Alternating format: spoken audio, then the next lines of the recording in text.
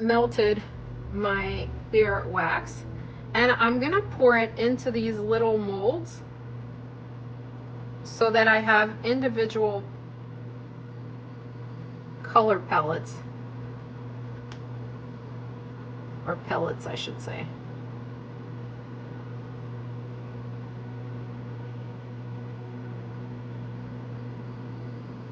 And then after, when these dry or solidify, you're going to be able to have your array of colors available to melt depending on the color that you want to use.